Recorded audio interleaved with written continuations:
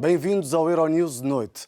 Ao que tudo indica, já foi identificada a origem das manchas de petróleo nas praias do Nordeste brasileiro. De acordo com a investigação da Polícia Federal Brasileira, o derramamento partiu de um navio grego no final do mês de julho. Grécia implementa a polémica lei de asilo para refugiados numa altura em que a tragédia das travessias marítimas clandestinas se multiplica no Canal da Mancha. Sempre a andar no aeroporto de Lisboa é o lema de um novo sistema que praticamente acaba com o tempo de espera do controle fronteiriço. Nova Zelândia termina o Mundial de Rugby na terceira posição, depois de derrotar o país de Gales. E a final é jogada este sábado em Yokohama, no Japão. Começamos com a proveniência do derramamento de petróleo no Brasil, que afetou o ecossistema de centenas de praias no nordeste do país. As manchas começaram a aparecer nas praias em setembro e durante os últimos 2 meses mataram tartarugas marinhas, pássaros, golfinhos e crustáceos. Um impacto ainda difícil de contabilizar. As autoridades brasileiras colocaram todas as hipóteses e, a partir de imagens de satélite, conseguiram detectar uma mancha inicial de petróleo a aproximadamente 700 km da costa no dia 29 de julho. Desta forma, foi possível identificar um único petroleiro que navegou pela área suspeita na data provável do derrame. Uma embarcação de bandeira grega que partiu da Venezuela a 18 de julho e seguiu rumo a Singapura, pelo Oceano Atlântico, tendo aportado apenas na África do Sul. Entretanto, a Polícia Federal do Brasil avançou com buscas em escritórios no Rio de Janeiro por alegadas ligações ao navio. Além disso, foram solicitadas buscas noutros países através de mecanismos de cooperação internacional para obter dados adicionais sobre a embarcação, tripulação e a empresa responsável. Recorde-se que a mancha atingiu 286 praias em 9 estados da região nordeste do Brasil. O jornalista Michel Santos encontra-se em Natal, capital de um dos estados mais afetados, e explica-nos as consequências que o armador grego pode enfrentar. O presidente Bolsonaro está, de certa forma, sob pressão para apresentar resultados no que diz respeito às investigações essas que já duram há muito tempo. E esta é a primeira vez em que existe um facto concreto. Eu recordo que houve várias acusações ou hipóteses de que havia aqui um crime político, uma forma intencional de prejudicar o Brasil e que teria origem em Caracas. Depois avançou-se também com uma outra explicação que teria sido um navio da Segunda Guerra Mundial que afundou a poucas centenas de quilómetros daqui do Nordeste, mas nada foi confirmado. E agora, pela primeira vez, há de facto esse elemento de que um navio grego foi responsável, é o principal suspeito de ter feito este derrame que está a causar uma consequência muito grande no Brasil e na costa brasileira. E esta tragédia ambiental é devastadora para os operadores turísticos e para também os pescadores e toda a gente que depende do turismo. Eu recordo que o Nordeste é a região brasileira mais pobre do país e, obviamente, com esta tragédia ambiental poderão sofrer bastante, não só este ano, recordo que estamos a entrar no verão, mas também nos próximos anos, uma vez que o óleo terá consequências devastadoras, não só para o segundo maior recife de coral, que é já aqui, no Nordeste, em Recife propriamente. O manguezal de Maragogi está destruído e, como se sabe, agora vai avançando até a Bahia, até ao sul da Bahia, e poderá justamente continuar, e até quando, não se sabe. Michel Santos, a partir de Natal, no Brasil, para Euronews. A nova lei do asilo aprovada na Grécia está a gerar vários protestos no país. A disposição acelera os processos de deportação, por exemplo. O primeiro-ministro grego critica a passividade dos parceiros europeus, mas muitos refugiados denunciam os perigos das novas medidas.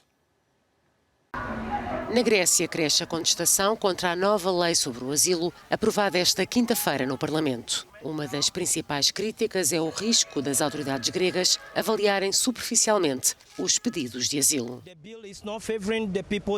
O projeto de lei não está a favorecer as pessoas que precisam de proteção. Está a colocar uma pressão enorme sobre os africanos e está a empurrá-los para a África. Esta lei é racista, categoriza e abandona as pessoas nas ruas, destrói as pessoas. Queremos os refugiados nos nossos bairros e os seus filhos nas nossas escolas. Dezenas de milhares de refugiados estão à espera que os seus casos de asilo sejam examinados. O governo considera que os mecanismos atuais são extremamente lentos e defende que o novo projeto de lei introduz um exame justo e rápido de todos os casos de asilo. De janeiro a setembro de 2019, 46.100 migrantes chegaram à Grécia. Mais de 27.000 vivem nas ilhas de Lesbos, Quios e Samos. Não pode haver países que usufruem dos benefícios da livre circulação de pessoas que o Tratado de Schengen garante e, ao mesmo tempo, recusam obstinadamente aceitar a mínima partilha do problema dos refugiados e dos migrantes. O Conselho da Europa pediu nesta quinta-feira que a Grécia tome medidas urgentes diante da situação explosiva nos campos de imigrantes nas ilhas do Mar Egeu. Eu vi com os meus próprios olhos pessoas que esperavam mais de 3 horas para conseguir comida. Vi crianças com doenças de pele não tratadas. Ouvi falar da falta de medicamentos para estas pessoas e para muitas outras. Situações realmente chocantes para a Europa do século XXI.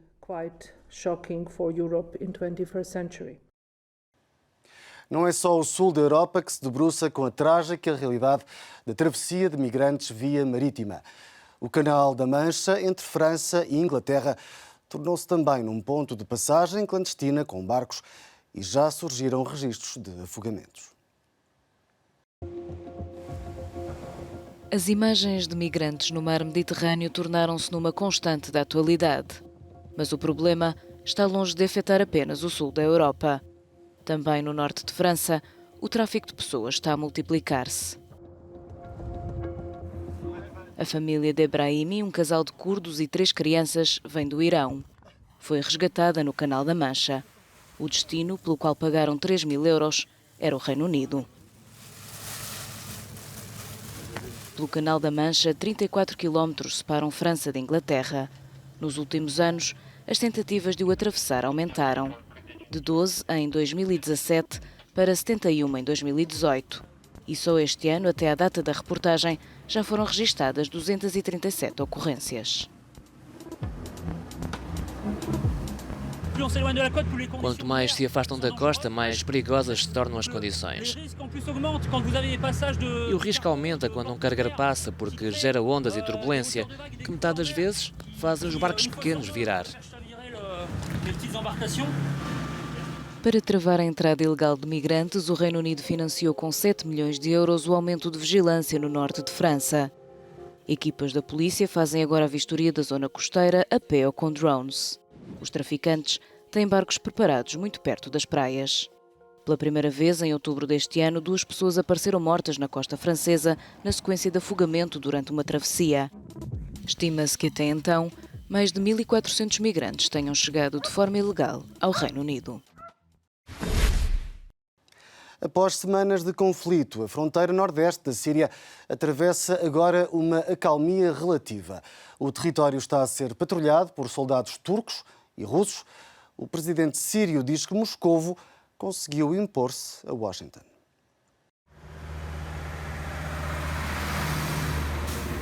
Contingentes conjuntos de tropas turcas e russas começaram na manhã desta sexta-feira a patrulhar a fronteira do nordeste da Síria.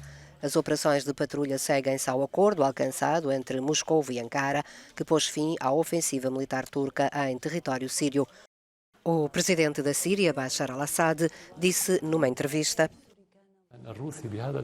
Através deste acordo, os russos ganharam supremacia sobre os turcos, ultrapassaram os americanos e abortaram o apelo à internacionalização proposto pelos alemães. É por isso que este acordo é um passo positivo. Não consegue tudo, no sentido de não conseguir que os turcos saiam imediatamente. No entanto, limita os danos e abre caminho à libertação desta região. Antes do início das patrulhas conjuntas, a Turquia entregou às forças russas os soldados sírios que tinham sido capturados durante a ofensiva. A operação turca tinha um duplo objetivo: expulsar as milícias curdas da zona da fronteira e estabelecer uma zona de segurança de 30 km para repatriar 3,6 milhões de refugiados sírios. O aeroporto de Lisboa está a testar um sistema inovador que permite uma passagem muito mais rápida pelos controlos fronteiriços para fora do espaço Schengen. Biometrics on the Move, um nome simplificado para bom em bom português. É o sistema que permite agilizar a passagem pelos controlos fronteiriços e que está em fase de testes no aeroporto de Lisboa. Após o registro inicial na chegada ao terminal, com uma recolha dos dados biométricos, os passageiros ficam com luz verde para saltar o controlo fronteiriço.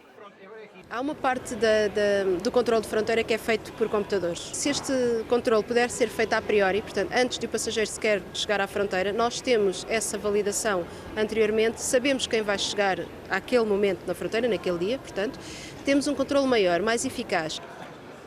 Nascido de uma parceria entre a Agência Europeia de Fronteiras Frontex, a Aeroportos de Portugal e o Serviço de Estrangeiros e Fronteiras, o projeto destina-se apenas a cidadãos europeus que queiram viajar para fora do espaço Schengen.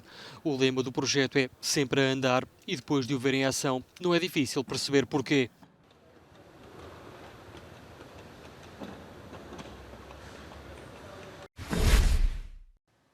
Nigel Farage não perdeu tempo e mal arrancou a campanha eleitoral no Reino Unido. Avançou com uma proposta dirigida a Boris Johnson. O líder do partido do Brexit quer uma aliança com o primeiro-ministro britânico, mas apenas se este deixar cair o acordo de saída da União Europeia. Nigel Farage pediu a Boris Johnson para não subestimar a determinação e organização do partido do Brexit e abriu a porta para alianças com os conservadores se forem cumpridas determinadas condições. No arranque da campanha eleitoral, Farage defendeu uma solução radical. Vou dizer a Boris Johnson que deixe cair o acordo. Deixe cair o acordo, porque não é o Brexit. Acredito que a única forma de resolver esta situação é criar uma aliança em todo o país em torno da saída. Antes, Nigel Farage tinha vestido a camisola de entrevistador numa rádio britânica e teve um convidado especial, Donald Trump, que não poupou elogios ao primeiro-ministro britânico. Tenho boas relações com muitos líderes, incluindo Boris. É um homem fantástico e acredito que é a pessoa certa para os tempos que correm. Acho que você e ele vão poder fazer coisas fantásticas. Se juntar a ele, será uma força imparável e Corbyn seria muito mau para o país. Trump disse ainda que o acordo que está em cima da mesa pode ser muito prejudicial para as relações económicas dos Estados Unidos e do Reino Unido. Em reação a esta entrevista, a líder do Partido Nacional Escocês mostrou-se muito preocupada com o futuro. Acredito que o que ouvi de Donald Trump numa extraordinária conversa com Nigel Farage e olhando para um futuro assustador, vai tornar o Reino Unido num caos. E este é o verdadeiro problema. Trump vai querer ver o Serviço Nacional de Saúde em cima da mesa e é isso que o futuro nos reserva se deixarmos Boris Johnson seguir o seu caminho. E as sondagens mais recentes apontam mesmo para que o primeiro-ministro conservador siga à frente dos destinos do Reino Unido, dando-lhe uma vantagem de 2 dígitos face ao Partido Trabalhista de Jeremy Corbyn. As eleições legislativas antecipadas estão marcadas para 12 de dezembro. Quem irá suceder à Nova Zelândia no topo do rugby mundial? É a pergunta que vai ser respondida este sábado na cidade japonesa de Yokohama, no Japão. De um lado, a Inglaterra, que não vence desde 2003, do outro, a África do Sul, que procura igualar os 3 títulos mundiais dos All Blacks. A Inglaterra e a África do Sul discutem este sábado quem será o novo campeão do mundo de rugby. Os ingleses procuram repetir o título de 2013 e são vistos como favoritos, até pela forma categórica como derrotaram a bicampeã Nova Zelândia nas meias finais. Eddie Jones pegou na equipa após o desastre de 2015, em que, apesar de jogar em casa, a Inglaterra se ficou pela fase de grupos pela primeira vez e não podia estar mais confiante. Só queremos entrar em campo e jogar. A grande vantagem que temos é que estamos preparados e sabemos que estamos preparados. Passámos 4 anos a trabalhar para aqui chegar. Por isso, os jogadores podem estar descontraídos. Estão conscientes do trabalho que foi feito. O 15 da Rosa terá pela frente os campeões de 95 e 2007, título este conquistado precisamente à custa dos ingleses. A África do Sul está de regresso aos tempos áureos e já conquistou este ano o Rugby Championship pela primeira vez em 10 anos. O fracasso só acontece quando não damos tudo em campo, quando não treinamos no duro, quando saímos do campo e sabemos que não demos tudo e que fomos derrotados por uma equipa que não era melhor que nós. Fracasso é isso. Se formos derrotados por uma Inglaterra mais forte que nós, acontece. É a vida. O jogo terá lugar no Estádio Internacional de Yokohama, no Japão, que acolheu a final do Campeonato do Mundo de Futebol em 2002. O pontapé de saída está marcado para as 9 da manhã, hora de Lisboa. O Euronews de Noite fica por aqui. Acompanhe-nos também no nosso site e redes sociais. Continue connosco.